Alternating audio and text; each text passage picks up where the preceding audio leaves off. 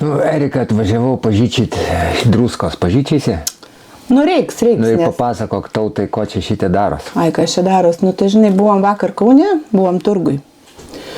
Kaimynė sakė, kad druska turgui 6 eurai kilogramas. Nu, bet patikėt savo akim nepamačius, taigi neįmanoma. Tai va, kam karas, o kaip sako, senovėje kamu matradnaja. Nu, ir gali valdžia toleruoti tokius dalykus, bet iš tikrųjų, Kazimierį paskolinsiu aš tau druskos. Va.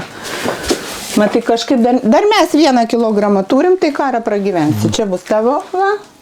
Bet ne už 6 čia pirkta, čia da senai, kaip sūdžiau agurkus. Tai va. Nu, gerai, tai ko tokie reiškiniai, va, nes sandėliai tai pilnigi druskos. Ir net visos brangiosios tos išpirkta vonios, ten tos su priedais, visas nušluota. Tai kad parduotuviai nušluota, tai gal tai ir nėra labai tai baisu žmonės, nu tiesiog karas siejamas su druska. Visada karas siejamas su druska ir kada be buvo karai, visada druska buvo deficitas. Degtukai, da. Degtukai ir druska, va. Nežinau, ar degtukų dar yra parduotuviai, neklausiau. Bet kai buvo korona, kažkodėl pirko tualetinį popierių, tai čia gal buvo su vidurių būsena susiję net ir nežinau, kaime žmonės juokauja, kad abu iš K raidės, tiek karas, tiek korona. Bet tai kaip bebūtų juokaujantis, bet šiaip yra liūdna, tautiečiai užsidirba mūsų dėka ir 6 eurai už pakelį, tai yra, nu, tai aš manau, tai anais laikais tokius žmonės šaudydavo. Tai yra didelis pasinaudojimas iš kitų, sakykim, karo fone. Kažkas perka ten 10 kg, o kažkam tiesiog šiandien baigėsi druska. Šiandien. Ir jam reikia pasisūdyti bulvę, pasisūdyti sriubą ir jis negali to nusipirkti. Aišku, jis nusipirks už tuos 6 eurus ir to pakelio jam užteks pusei metų. Bet visa tai, kas vyksta dabar Lietuvoje, yra labai baisu, to negali būti. Valdžia turi matyti šituos dalykus, nes taip judina žmonės. Bet šituos būtina. Na gerai, bet pas mus tokia santvarka, kaip tu juos reguliuosi, jeigu yra paklausa, riboja ten tipo pasiūlą, neriboja, diktuoja, žinai, ten viskas liberalizmas. Nu. Tai gerai, tai taip, atėjome iki liberalizmo, tai tada, mėly tautiečiai, nepykite, jeigu po 3 savaičių už litrą benzino jūs mokėsite 5 eurus. O dar turiu pasakyti, kad atsargas tai mūsų valstybė užpirko ir mūsų verslininkai užpirko ir dujų atsargas, ir kūro atsargas. Tai tada, kai kainos buvo mažos, o uždirbs iš mūsų dabar, 9 prakaitus ar kaip ten nulupa. Tai jeigu mes pasiduodam šitom mintim, gerai tvarkoj, tegu bus liberalizmas. O šiaip yra įstatymas toks, kuris būtent nepaprastosios padėties. Įstatymas, kuris šiek tiek užkabina, kad naudotis asmeniniam tikslam negalima. Tai reikia tą įstatymą pakelt. Ir mūsų konstitucijoje yra tokių įstatymų, kur parašyta, kad tokie dalykai yra negalimi, netoleruotini. Tai ką mes toleruojame? Nu tai padiskutuokim tada. O kaip? Vat, pavyzdžiui, reportažą paleidom šiandien, kur baltarusiai aiškina, kad jeigu valstybinė įmonė daugiau kaip 10% antkainio būti negali. Vat tiesiog už tai maži atlyginimai, visa kita, bet komunalinės mokesčiai mažiai, už tai sistema tokia. O kaip tu dabar sureguliuosi? Druskos nėra, bet turgui prekiauna. Nu ir ką daryti, policiją kviesti? Turgus prekeivis vis tiek tą druską iš kažkur pasiėmė. Reiškia, mes turim pasižiūrėti jo įsigijimo dokumentus. Tai yra pirmas dalykas. Kiek žinau, druska nepabrango tiek, kad užsidėjus antkainį kainuotų 6 eurus. Tai va, tai yra paprastas reguliavimo mechanizmas. Tai visadagi tai buvo, pasižiūrė ir žinai, kaipgi galima.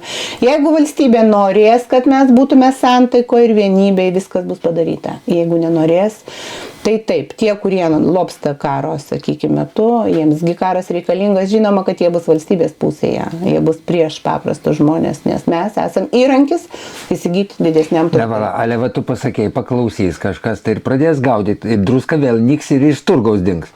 Vis tiek turi būti tvarka, tarkim, turi galėti įsigyti kažkur tai žmogus.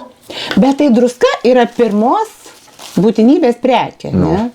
Tai gerai, jūs brangiai pardavinėkite turgui, nežinau, branginkite alkoholį, jeigu labai norit pelno, branginkite cigaretės, galų gale kvepalus, nežinau, ką tik norit.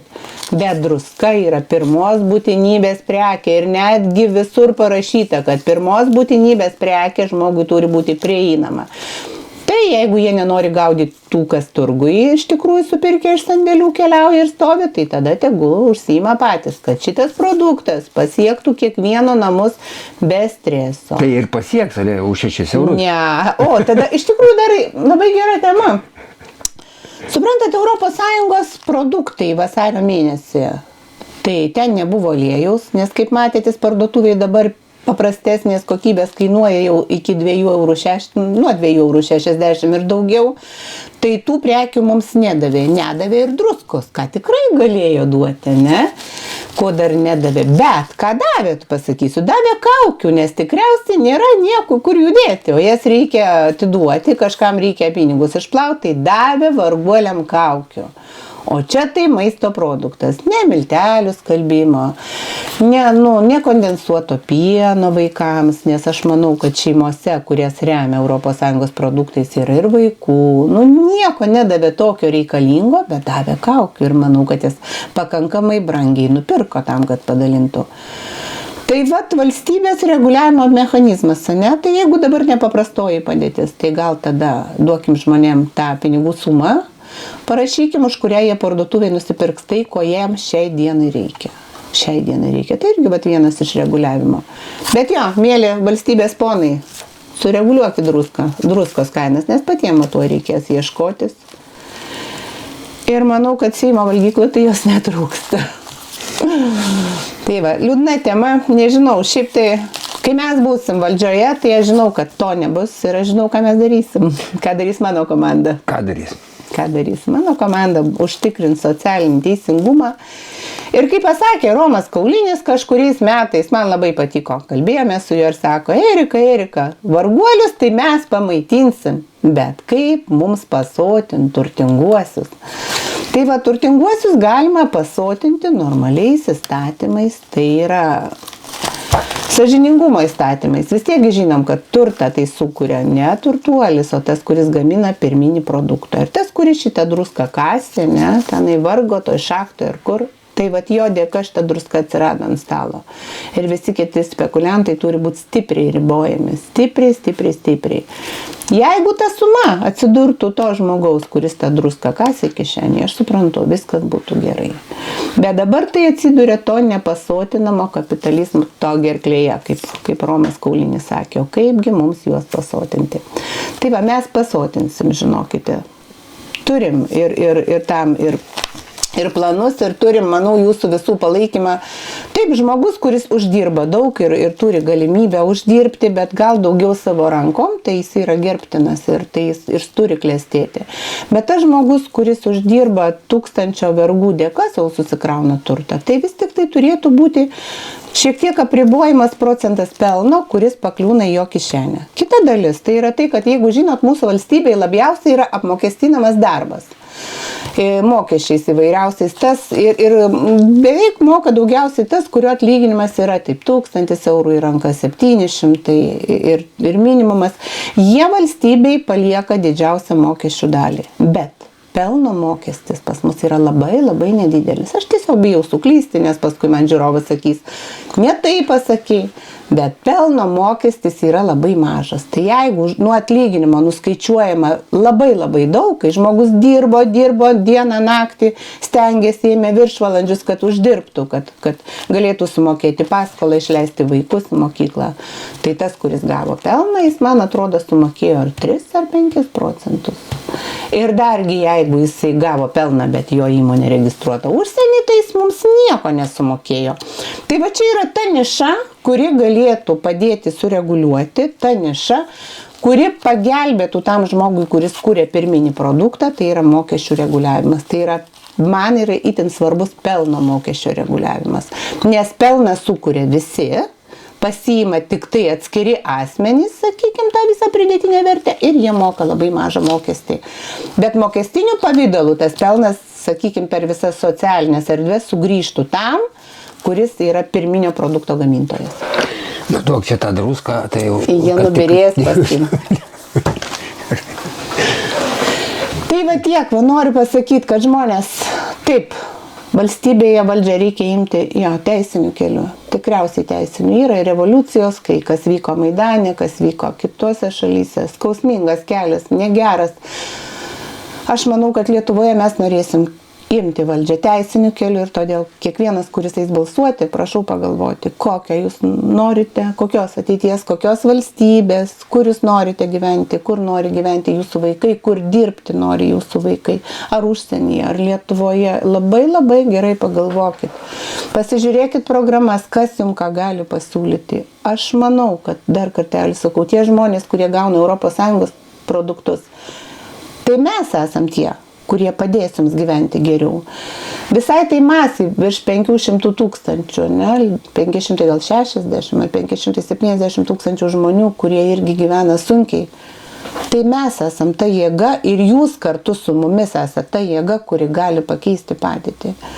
Galima lygiuotis į Norvegiją, galima lygiuotis į Suomiją, kur, sakykime, socialinis tas visas valstybės pradas stipriai išvystytas, kur jie per pelno mokestį, per tuos paketus pagrindinėse įmonėse, kurias turi valstybė, gali užtikrinti socialinį saugumą savo piliečiams. Mūsų valstybė, pasirinkusi amerikietiško kapitalizmo variantą, gyvena beveik tik iš surinktų mokesčių. Jis neturi akcinių paketų strategiškai svarbiose įmonėse. Tiksliau, ką ir turėjo, gera valia pamažu atsisako. Tai reiškia, jie atsisako galimybės tą socialinį lauką valstybėje reguliuoti. Reiškia, jie tuoj nebeturės kaip mums padėti. Tai reiškia, tuoj nebebus nemokamos medicinos. Už mokslą, nemokamą mokslą jau ir dabar mes mokame. Mes perkame vadovėlius, nešame į mokyklą rinkliavas, rūpinamės mokyklos remontais ir, pavyzdžiui, jeigu imam Norvegiją, ne, kiekvienam vaikui duotas kompiuteris, kad jis namuose galėtų ramiai ruošti pamokas. Jiems duota vadovėliai, viskas, kad tas vaikas mokytųsi. O šiaip tai yra graudu, kartais sėdi klasėje ten 30. Yra klasių po 30, bet yra ir po 12 vaikų ir pusė iš jų neturi pratybų, jos per brangios. Suprantat, tos pratybos yra per brangios ir nupirkti pratybas vaikam, kai kam yra sudėtinga. Todėl, kad mokesčiai, todėl, kad yra banko paskolos. Tai va, prašau, pagalvokit, kokios ateities mes norime. Nu gerai, tai pradėjom druską ir baigėm druską. Tai kur tada gauti, jeigu tu išvaikysi iš turgaus visus prekeivius su druska ir parduotuvėse nėra? Jeigu turgaus prekeivis nusipirko, ne, tai jis atsivežė ne iš kažkur, jis nusipirko. Druskos kol kas pas mus yra. Aišku, dar pakeliui ta brangi druska, kurią mes vežam iš tolimo šalies. Bet šiaip pati skaniausia druska ir kokybiškiausia yra Baltarusijoje. Tai, o jie mums tikrai ją teikia. Na, bet jeigu jau jūs sakot, kad baltarusiškos druskos nenorit, galų gale padėkite tai Ukrainai, dėl kurios čia su vėliavom, su keiksmažodžiais, nupirkite iš Ukrainos didelį kiekį druskos. Jie parduoda labai pigiai ir tautiečiai visi bus aprūpinti. Atsiprašau, va tuo reiks išsijungti tikriausiai garsus. Ne šiandien kovo 8-oji, šiandien tiesiog vyrai skambina, sveikina. Tai vyrai galėtų druską vietoj gėlių sveikinti dabar. A jūs nesijuokit, aš ėjau sveikinti savo kaimynės. Ir jin sako, blemba, 6 eurai, 2 šaukštai liko.